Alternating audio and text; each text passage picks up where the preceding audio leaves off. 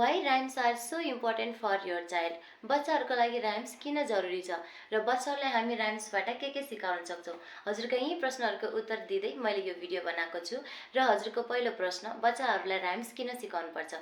बच्चाहरूलाई हामीले राइम्स सिकाउँदाखेरि बच्चाहरूको ल्याङ्ग्वेज बिल्ड अप हुन्छ, बच्चाहरूको मेमोरी स्ट्रङ बन्छ, बच्चाहरूको भोकाबुलरी इम्प्रुभ हुन्छ र यसले बच्चाहरूमा स्पिच डेभलपमेन्टको काम गर्छ, जसले गर्दाखेरि बच्चामा सेल्फ कन्फिडेन्सको इन्क्रिज हुन्छ र राइम्सहरूले बच्चाको लागि जोयफुल माइन्डसेट क्रिएट गर्छ, जसले गर्दाखेरि बच्चा नाच्दै खेल्दै गाउँदै धेरै कुराहरू सिक्न सक्छ। प्रश्न नम्बर 2, हामी राइम्सदेखि बच्चालाई के सिकाउन सक्छौं? हामी बच्चाहरूलाई राइम्सबाट धेरै कुराहरू सिकाउन सक्छौं, जस्तै पर्सनल हाइजिनको बारेमा ABC 1 2 क ख अ आ, भेजिटेबल्स नेम, फ्रुट्सको नेमहरू, domestic animal, wild animal and इन्भाइरोमेन्टको बारेमा यस्तै धेरै कुराहरू सिकाउन सक्छ। सो बस हजुर जे उहाँलाई सिकाउन चाहनुहुन्छ त्यसलाई लिएर एउटा सानो राइम्स बनाउनु। जस्तै हजुर आफ्नो बच्चालाई गुड ह्याबिटको बारेमा सिकाउन चाहनुहुन्छ, त्यतिखेर एउटा राइम्स छ, brush brush brush your teeth, brush it every day, Father, mother, brother, sister, brush it every day.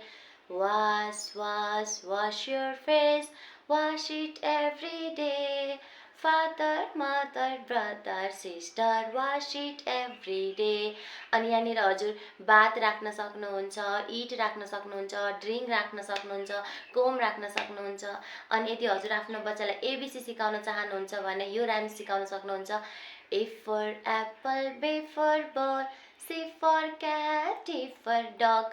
यो राइम सिकाउन सक्नुहुन्छ र हजुर आफ्नो बच्चालाई 1 2 सिकाउँदै हुनुहुन्छ भने फिंगरको मुभमेन्टमा आफ्नो बच्चालाई 1 2 सिकाउनुहोस्।